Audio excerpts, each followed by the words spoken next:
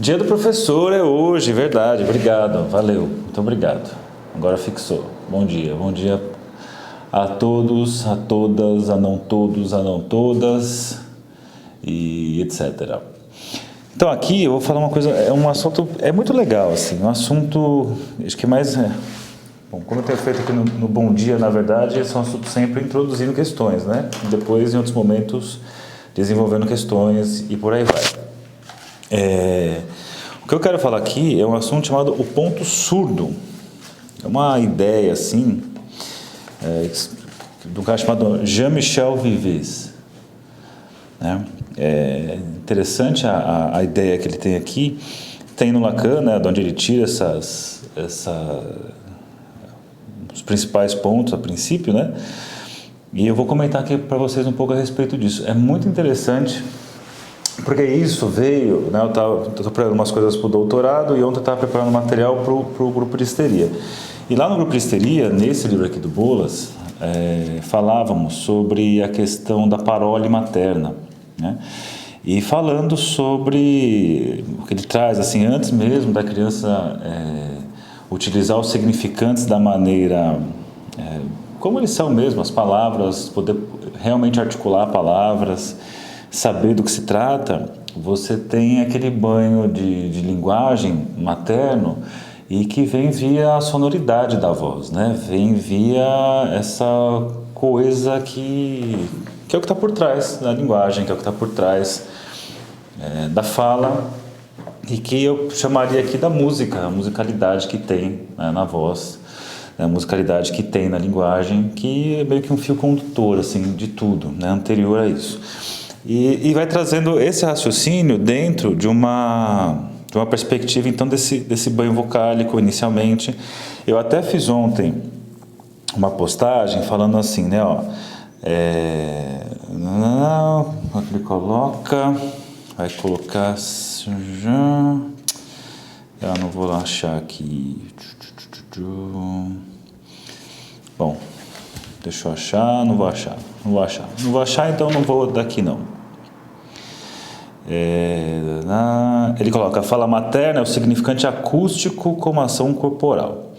A fala dela se adere às partes móveis do corpo do bebê, guiada pelo senso afetivo de seus requisitos.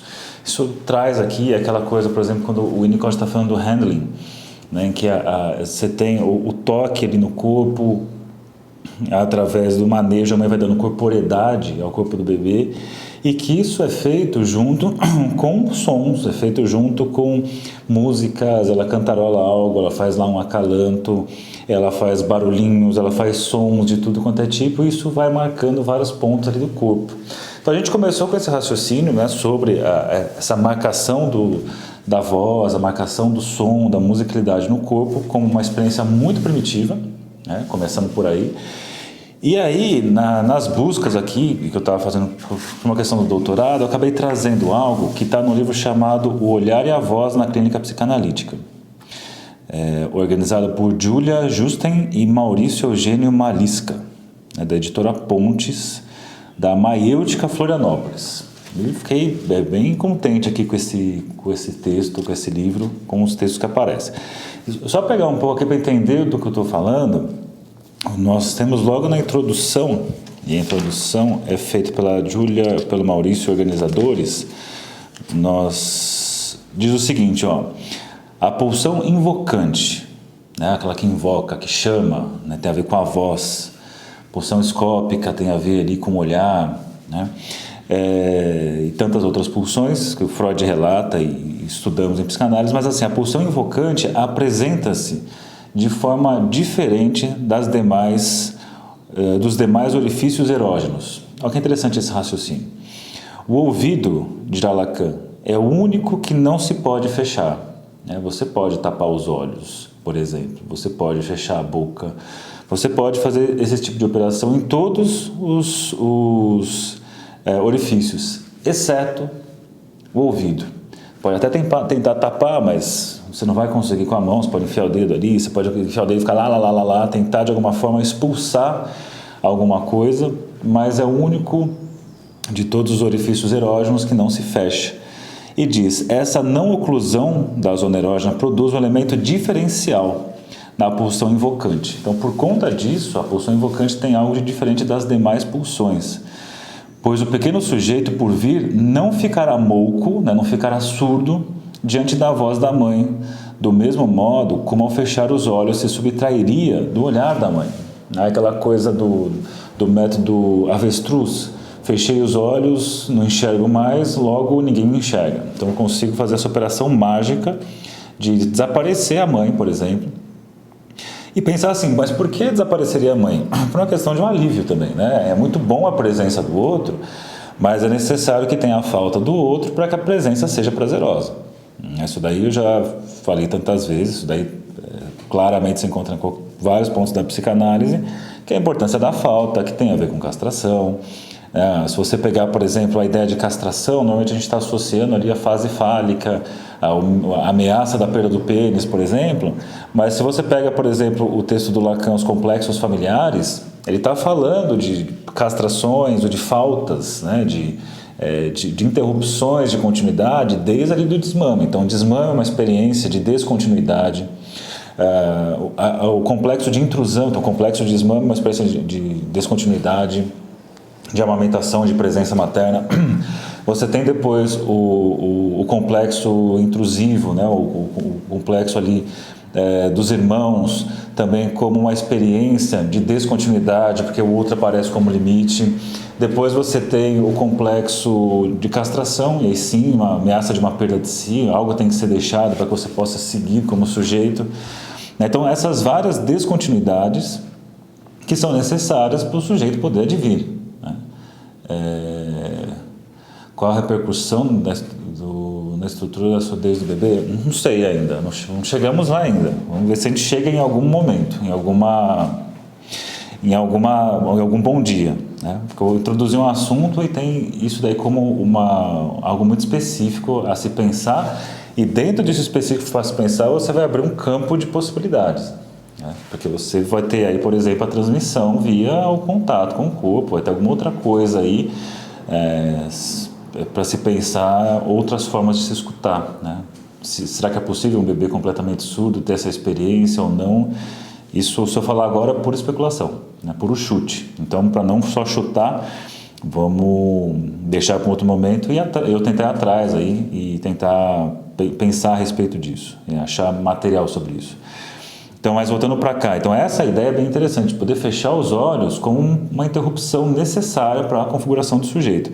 Aí coloca: diferentemente, a voz portará então um caráter intrusivo do outro, em que a possibilidade de não escutar esse outro, de se tornar surdo frente à sua voz, somente ocorrerá por uma intervenção simbólica.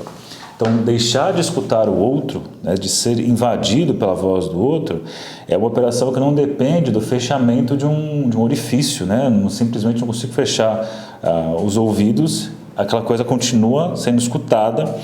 E é bem interessante que fala assim, essa surdez simbólica, então é necessária uma operação simbólica que seja possível parar, né, cessar esse som que vem do outro, essa pulsão invocante. É uma operação simbólica da posição do sujeito, que eu vou falar um pouquinho daqui a pouco, mas essa surdez simbólica falta na psicose. Tanto que na psicose, né, fazendo com que retorne incessantemente no real a voz do outro, que outrora, num tempo lógico, fora cluído do simbólico. Ou seja, estamos falando de alucinações auditivas, né? Aquela voz que não para ali de falar com o sujeito, seja nessa via da alucinação, que é tão comum, né? Que muitas vezes você tem no meio de um surto, alguma coisa assim, a pessoa pôr na mão e tentando fazer cessar essas vozes. Então, é interessante pensar isso, porque você chega no mundo, você é falado o tempo todo, né? E diferentemente de outros tipos de orifício que é possível fechar de tempos em tempos, sei lá, você vai dormir, fecha os olhos, é possível cessar essa continuidade, é possível uma descontinuidade tão fundamental. Quando você pensa na audição, você tem isso constantemente. Então, mesmo dormindo, está rolando aqui, sendo estimulado o tempo todo, né, rolando o tempo todo ali. Então, aí, nessa introdução, eles comentam, vai trazer aqui o texto do Jean-Michel Vives, sobre a teoria do ponto surdo, que eu vou fazer alguns comentários aqui sobre isso, que daí na sequência desse livro, que é o Olhar e a Voz na Clínica Psicanalítica, temos aqui o texto do próprio Jean-Michel chamado Metapsicologia do Ponto Surdo, Perspectivas Teóricas e Clínicas. Então vou fazer alguns comentários aqui, comentários em cima do texto que eu acho que vale a pena. Então, o que ele está falando da constituição do ponto surdo? Então ele diz, o ponto surdo é tão hipotético quanto o recalque original. O recalque originário ali, uma coisa que é falada em psicanálise, mas que é algo assim bem especulativo, você não consegue comprovar, mas você consegue supor a necessidade de tal coisa, né? Então você é por um tipo de raciocínio que, dado que você tenha tal coisa, é necessário que algo tenha acontecido, ainda que você não consiga provar o ponto ainda, ou talvez nunca prove, mas parece que para chegar nisso teve como condição tal coisa. Então você aí faz uma hipótese sobre o recalque originário, da mesma forma que ele traz aqui uma hipótese sobre o ponto surdo no seio da psique. Então olha o que ele fala, ó. Nossa entrada na civilização exigiria a exclusão no campo visual de uma parte do corpo. Seria ao mesmo tempo o preço que pagamos e a condição do nosso prazer de olhar. Então, temos aí a exclusão na parte do corpo, aquilo que você paga, aquilo que o Lacan fala, por exemplo, do a bolsa ou a vida, que ele fala isso no seminário 11, que se num assalto, hipoteticamente, imaginar que é um assalto, você é surpreendido e é dito assim, a bolsa ou a vida? Então, ou você entrega a sua bolsa e te deixo vivo, ou te mato.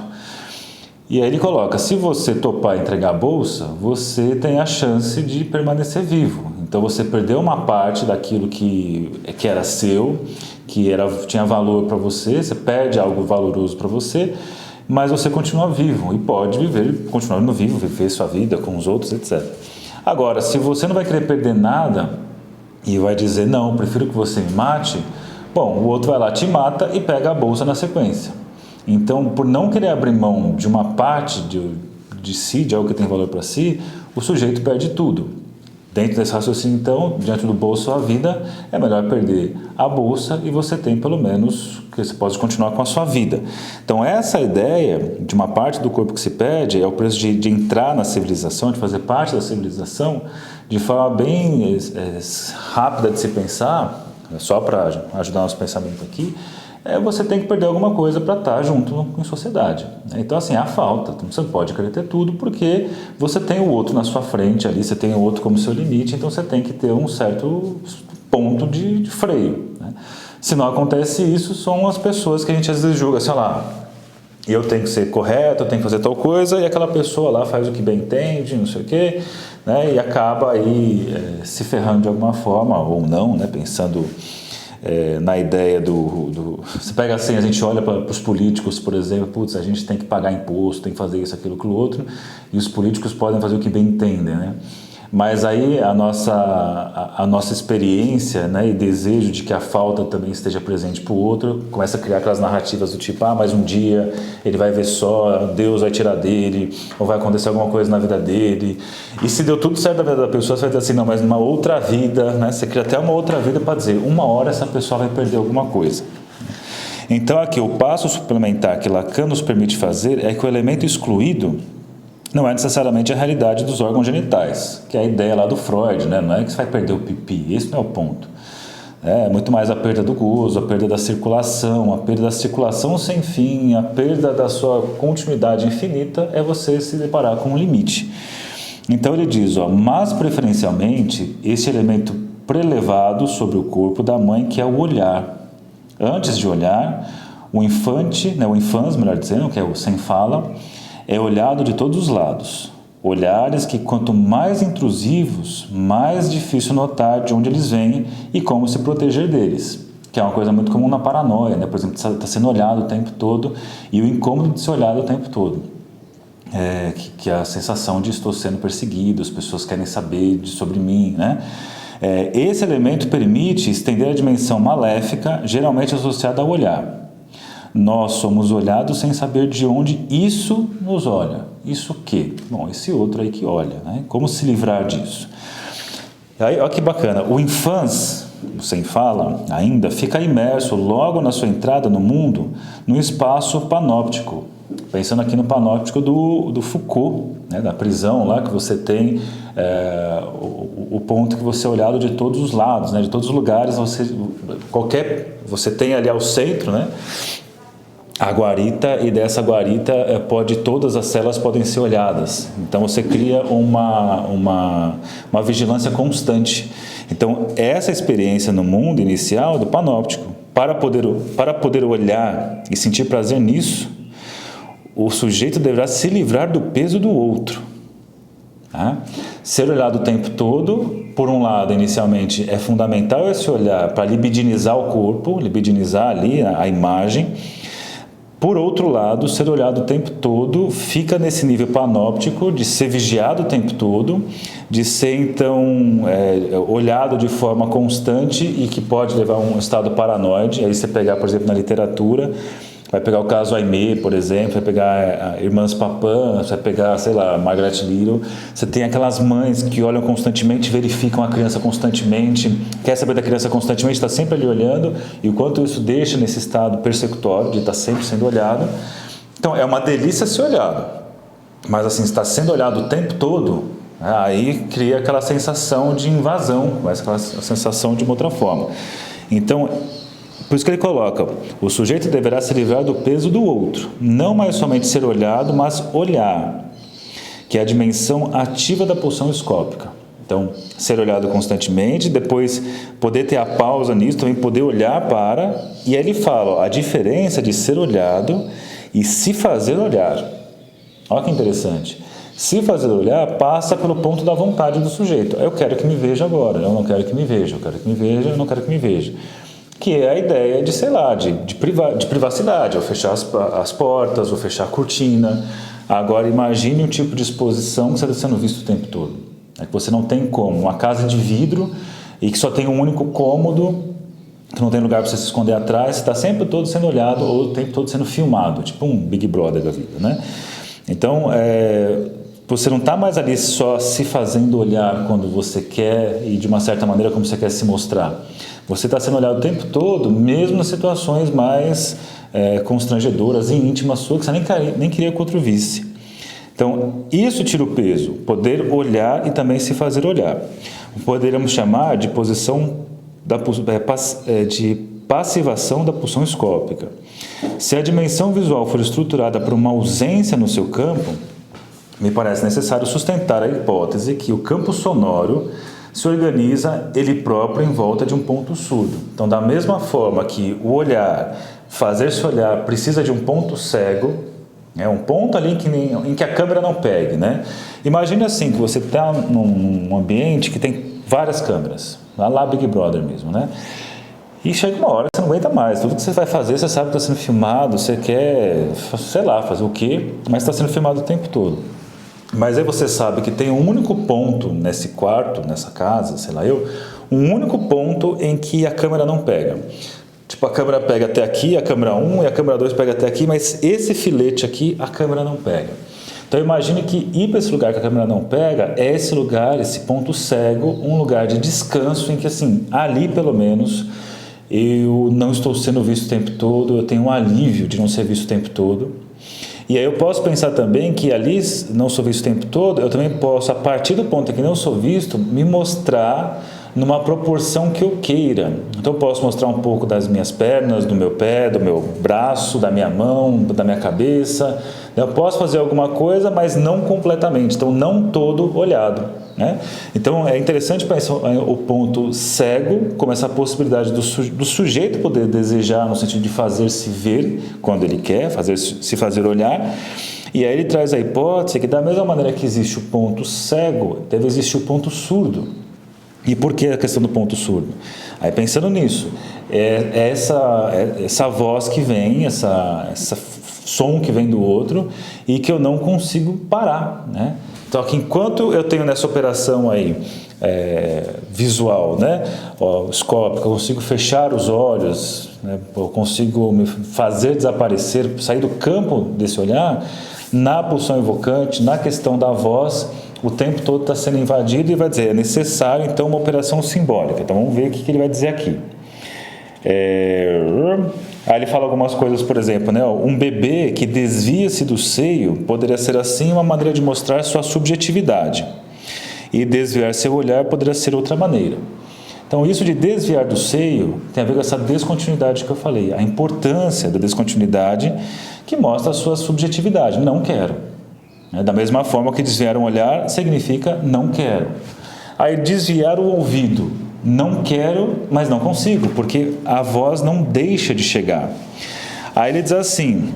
A partir disso, podemos adiantar que a constituição do ponto surdo não se sustenta nem um pouco numa função corporal. Não é o fechamento de esfíncteres que vai possibilitar que você deixe de escutar. Mas é efeito de uma operação de linguagem, a metáfora. Olha que legal isso aqui.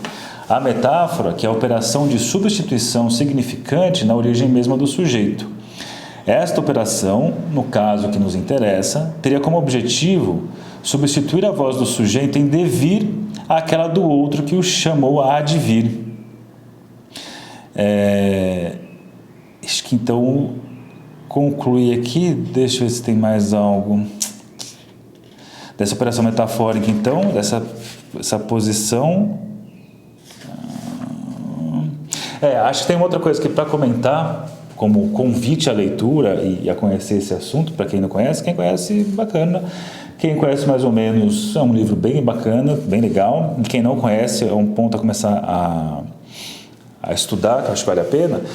Aí ele vem construindo a ideia de um apelo a advir, e começa dizendo assim, né, que o grito inicial de um bebê, não dá para dizer que é um pedido exatamente inicial, né?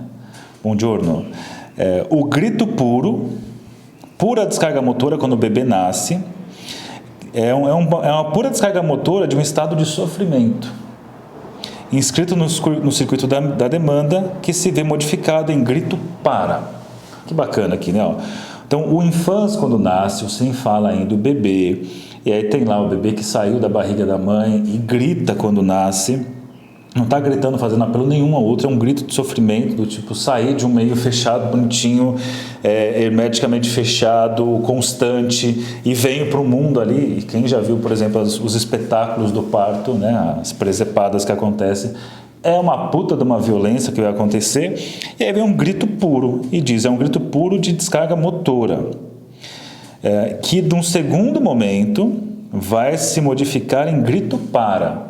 Provavelmente é um grito puro, em que é só o sofrimento dessa passagem de um meio para outro, só, né? Você é arrancado de um sono ali, enfim. E esse grito para começa então a ser um grito pedindo alguma coisa. Então o grito começa a demandar algo, começa a ter um apelo ao outro. Então o apelo, ele não está presente no primeiro grito. Ele vai se desenvolvendo ao longo aí do tempo como apelo a alguma coisa.